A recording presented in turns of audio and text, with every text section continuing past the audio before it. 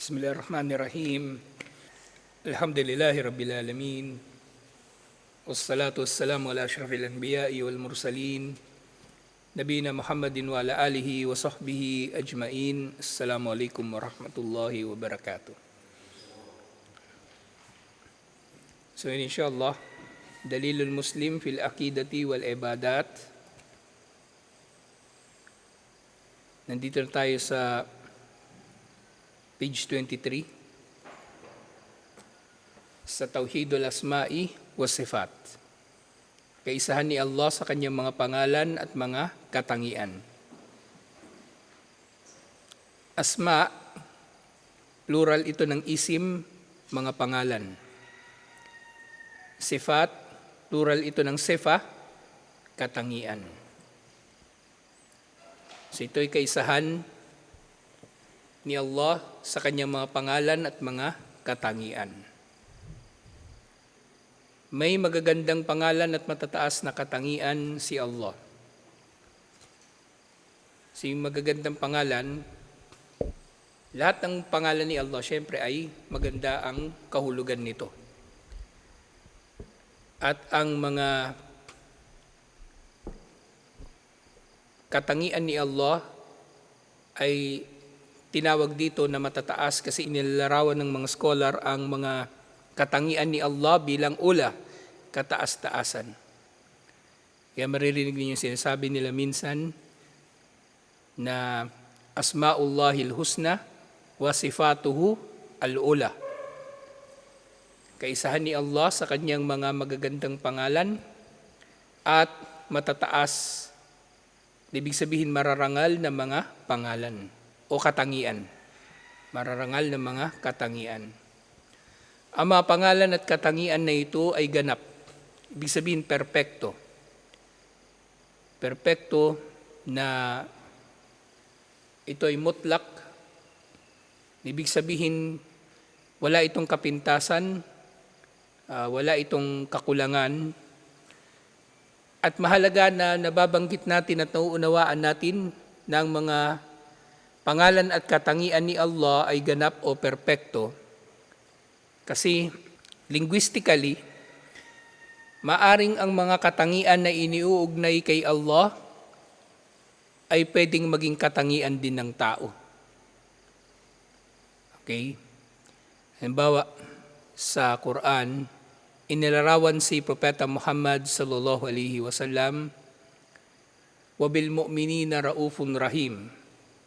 Si Propeta Muhammad sallallahu alaihi wasallam ay inilarawan bilang rauf at bilang rahim, na parehong pangalan din ni Allah o katangian ni Allah.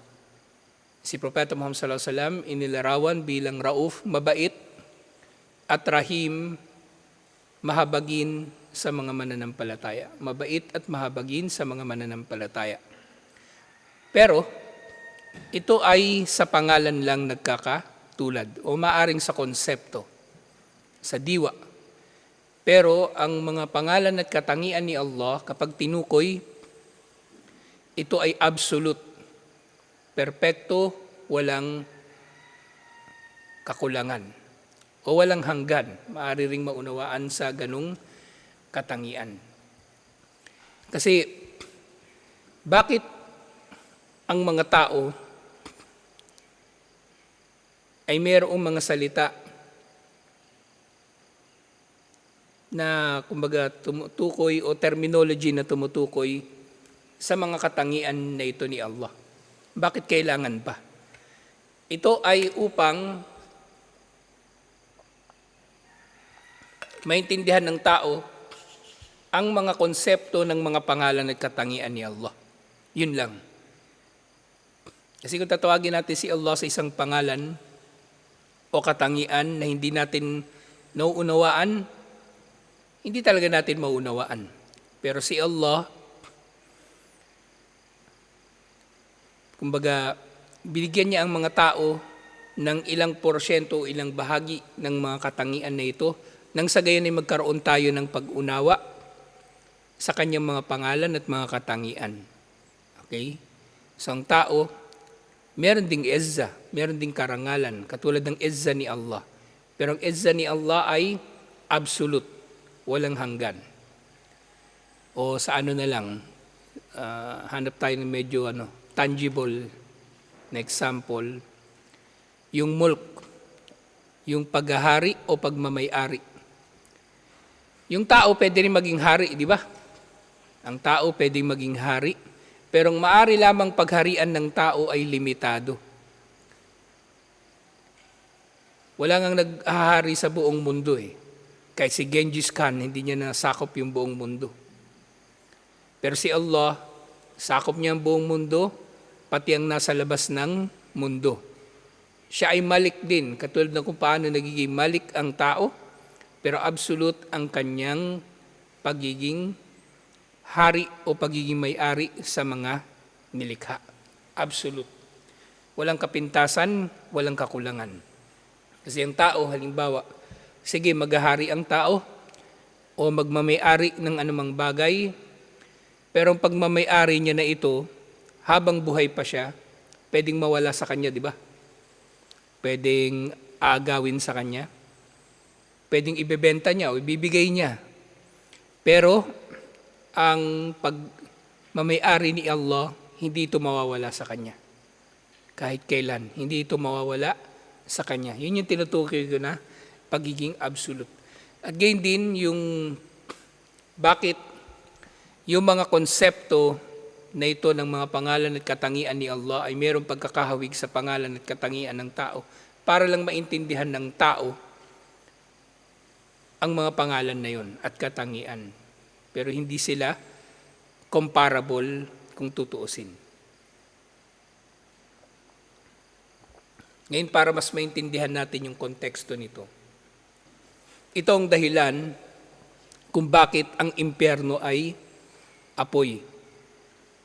Bakit ito ay mainit. Ang apoy kasi, lahat ng tao ay nakaranas ng init, lalo na ng apoy. Sinilarawan ni Allah o sinadya ni Allah, dinulot ni Allah na ang impyerno ay magiging apoy o magiging mainit nang sa gayon ng mga tao ay makauunawa ng konsepto nito. Kahit dito pa lang sa dunya. Kasi lahat ng tao nakakaranas ng apoy o nakakaranas ng init. Kahit yung mga nakatira sa yelo, nakatira sa North Pole, nakatira sa Alaska, nakatira sa mga lugar na niyeyelo, alam nila kung anong ibig sabihin ng init. Pero halimbawang ang impyerno ay sasabihin ni Allah na malamig o yelo, hindi ito maintindihan ng mga taga-disyerto. At hindi rin ito maiintindihan ng mga nakatira sa tropical climate, halimbawa yung Pilipinas, kasi hindi naman natin alam kung ano yung pakiramdam na maibaon ka sa yelo, halimbawa bilang parusa.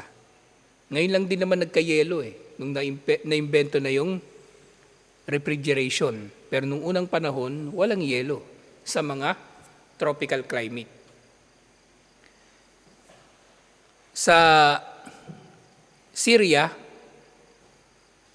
o sa Sham, yung mga panahon ni Salahuddin al-Ayyubi, inilarawan na meron silang baon na yelo.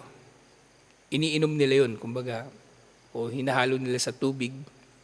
Pero yung yelo na yun, actually, nanggaling lang din naman sa Syria. Kasi sa Syria, may mga panahon na nagyeyelo, nagtataglamig. Nagyeyelo at nagtataglamig. So, maaaring sila maintindihan nila yung konteksto ng malamig. Pero paano yung mga tao sa Makkah, halimbawa, na hindi naman doon umuulan ng yelo? Umulan man ng yelo doon sa Saudi Arabia, bihirang-bihira. At hindi snow yung buwabagsak doon. Hail, yung malaking tipak ng yelo, parang bato. Basag yung kotse mo pag tinamaan ka ng medyo malaki-laking tipak. So hindi maintindihan ng tao yung konteksto ng mga algabe na ito kung hindi ito ilalagay ni Allah sa isang konteksto na nauunawaan ng tao. Kaya, yung mga pangalan at katangian ni Allah ay sinadya talaga ni Allah na mayroong kahalintulad para maiintindihan natin. na si Propeta Muhammad sallallahu alaihi wasallam kapag siya ay nangangaral, so nagbibigay siya palagi ng mithal, ng mga halimbawa. Nagbibigay siya palagi ng mga halimbawa. At actually kahit doon sa Bible, doon sa New Testament, yung mga nababanggit doon palagi, di ba, mga parables, mga kwento na ipinangangaral daw ni Isa alayhis salam, ni Hesukristo. Although yung Injil, yung Ebanghelyo, hindi na ito yung original na Injil kasi nabago-bago na ito. Pero maaring ganun din talaga nangaral si Isa alayhis salam sa pamagitan ng mga parables, sa pamagitan ng mga kwento, nang sa gayon ay mauunawaan ng mga tao ang iba't ibang mga konteksto ng pagiging matuwid. So ganito rin si Allah. Okay, so lahat ng mga pangalan at katangian ni Allah ay nauunawaan ng tao kasi ito ay nasa konteksto din ng pag-unawa ng tao.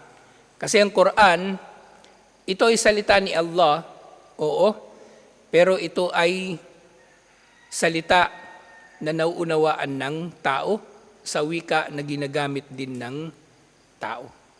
Okay, so yun ang dahilan kung bakit ang mga katangian ni Allah at kanyang mga pangalan ay palaging inilalarawan bilang mutlak, bilang perpekto, walang kapintasan, para madistinguish ito sa mga pangalan at katangian ng mga tao na may hangganan o maaring mayroong kapintasan. So meron sinabi dito, may binanggit dito na ayah, nasa Surah Taha, chapter 20, verse 8, Allahu la ilaha illahu lahul asma'ul husna. Si Allah, walang Diyos na marapat sambahin liban sa Kanya ang magaganda o pinakamagagandang mga pangalan.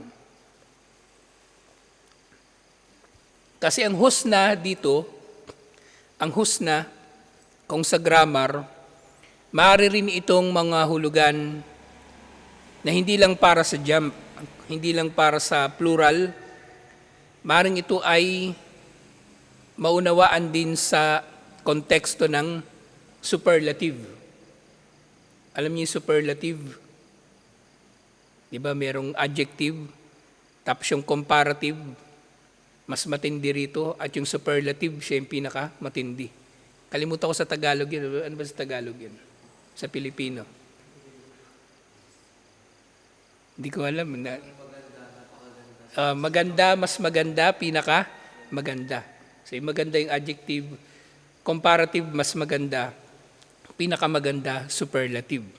So itong husna, so pwede siya maunawaan bilang superlative. So Allahu la ilaha illahu lahul asmaul husna. Si Allah, walang Diyos na marapat sambahin liban sa Kanya. At sa Kanya ang mga pangalan na magaganda. So dito binanggit ang tauhid al-asma'i was sifat sa paniniwala sa lahat ng naibinigay ni Allah sa Kanyang sarili na mga pangalan at mga katangian na nababagay sa Kanyang kadakilaan mula sa banal na Quran at inihayag ni Propeta Muhammad sallallahu alaihi wasallam sa kanyang sunnah. So ganito natin mauunawaan ang mga pangalan at katangian ni Allah. Ang lahat na ito ay ibinigay ni Allah sa kanyang sarili. Si Allah mismo ang nagpangalan sa kanyang sarili at nagtukoy ng mga katangian na ito para sa kanyang sarili. So ano yung relevance nito? Ang relevance nito, tayong mga Muslim, inihiwalay natin ang ating mga sarili sa pamagitan ng tauhid al-asma'i was sifat mula sa kuffar, unang-una, na sila, ang kuffar, sila ang nag-aangkin o nagbabanggit ng mga katangian ni Allah o katangian ng Diyos o katangian ni Numan. Kapag gusto nilang gawing Diyos ang isang tao, gagawin nila. Kapag gusto nilang gawing Diyos ang isang bagay, ang baka, ang kambing, gagawin nila. O kapag gusto nilang iugnay kay Allah ang isang katangian, gagawin nila. Kasi wala silang konteksto ng tauhid al-asma'i was sifat. Halimbawa, sa mga kuffar, inilalarawan nila si Allah bilang omnipotent, omniscient, at omnipresent. Tatlong pangunahing katangian na iniugnay nila kay Allah. Iniugnay nila sa Diyos. Dati kasi akong catechist. So tatlong katangian yun. Omnipotent, ibig sabihin all-powerful. Makapangyarihan sa lahat o meron siyang kapangyarihan na gawin ng lahat. Omniscient, nalalaman niya lahat. Omnipresent, sablay din yung paggunawa nila dito. Omnipresent, ibig sabihin, present sa lahat ng lugar. Kapag sinabing omni, yung omni, katulad ng binabanggit ko palagi, sa etymology, ang English, Spanish, French, ano pa ba? Italian, lahat ng ito ay nanggaling sa Latin. At marami sa mga salitang Latin nanggaling din sa Greek.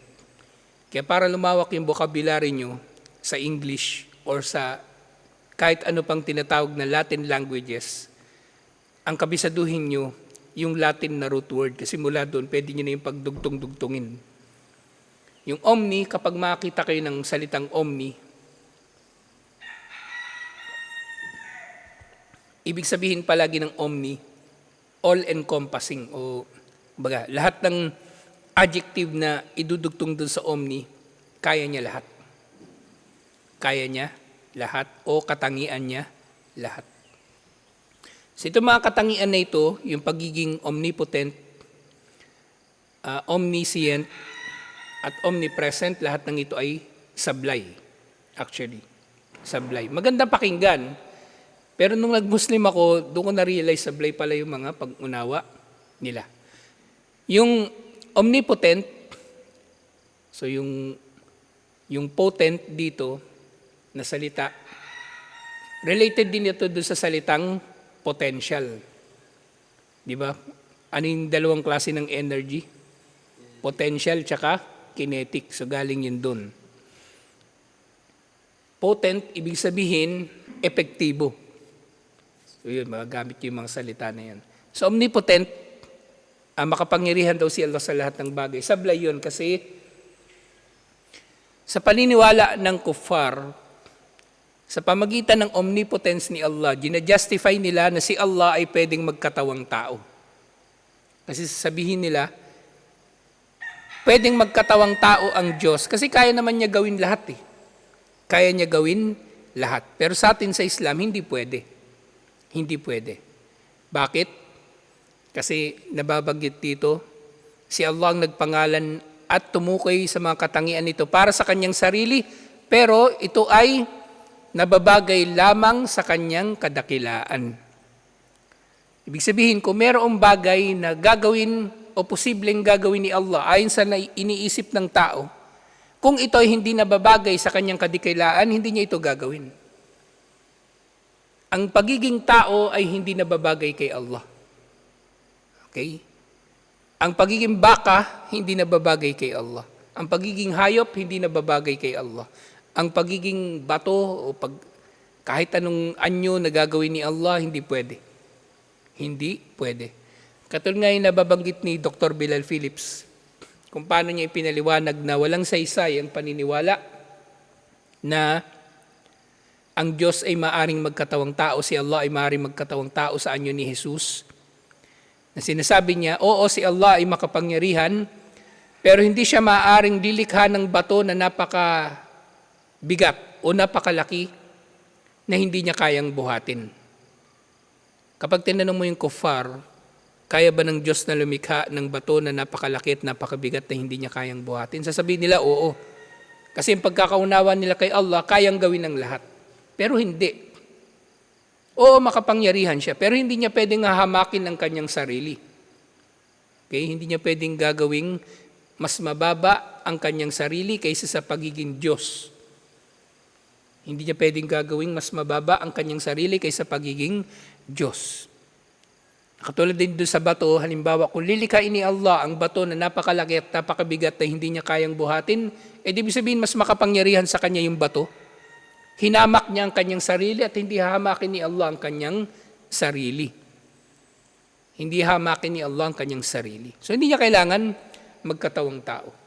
Ngayon sinasabi nila si Jesus, nagkatawang tao para sa mga kasalanan ng tao, para sila mapatawad. Kung makapangyarihan pala si Allah, all-powerful, bakit pa niya gagawin yun? Bakit pa niya hamakin ang kanyang sarili para lang mapatawad ang mga tao? So yun ay hindi katanggap-tanggap para sa atin sa Islam. Yung omniscient, ito medyo katanggap-tanggap. Sa paniniwala nila na si Allah ay omniscient, na lahat ay nalalaman niya. So sa tatlo na ito lang ang katanggap-tanggap. Kasi kung sa omniscience, katulad ng pag-unawa natin sa qadar, bawa, ang knowledge ni Allah, hindi ito nalilimitahan ng panahon. Ang knowledge ni Allah ay nagtatranscend kahit sa panahon. Naarok niya yung mga nangyayari sa iba't ibang panahon. Ang tao hindi. Ang nalalaman lang natin yung nasa kasalukuyan.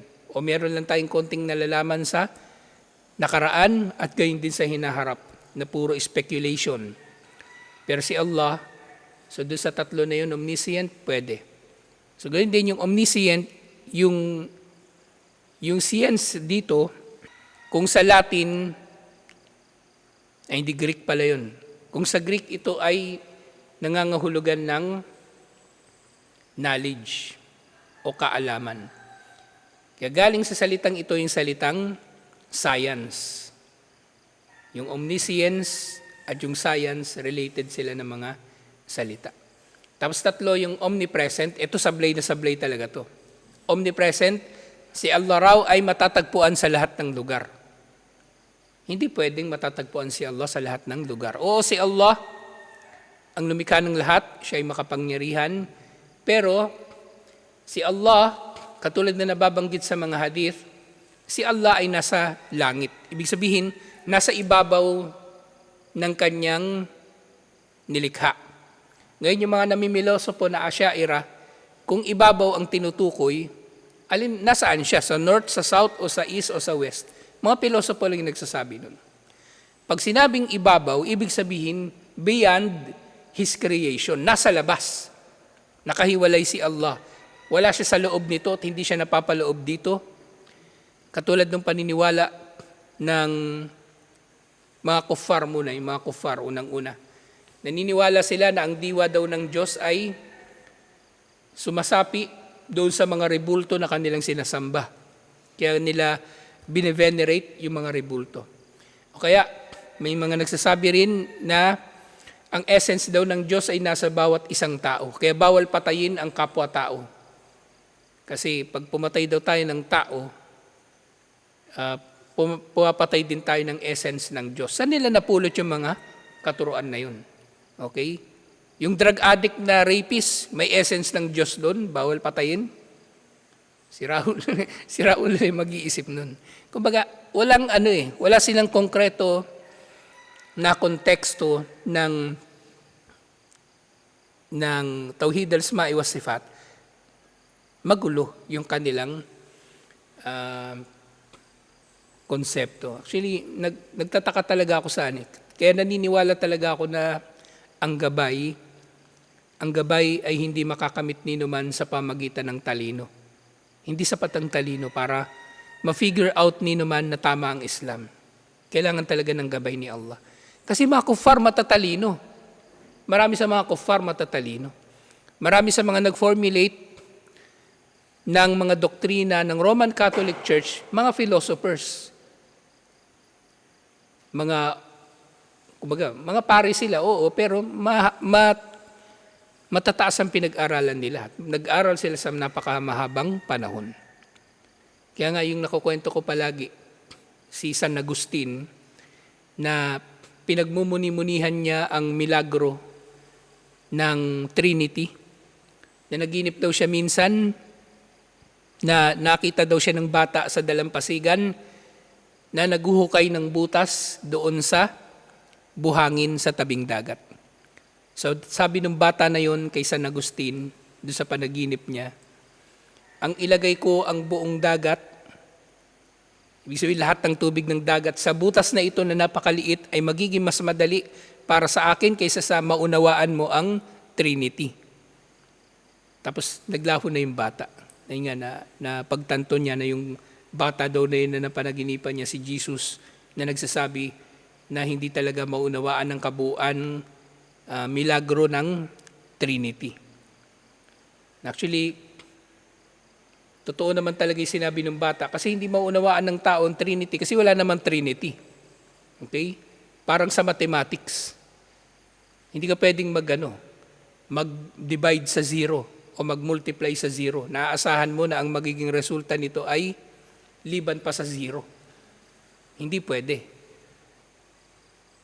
Kaya yung mga talaga, patatalino sila pero hindi nila nagamit yung talino nila para mapagtanto kung ano ang tama at mali, lalong-lalo na sa mga pangalan at katangian ni Allah. Kaya dapat ipagpapasalamat ng Muslim palagi na siya ay ginabayan ni Allah. Kasi maraming tao, matatalino sila, mayayaman, nasa kanila lahat.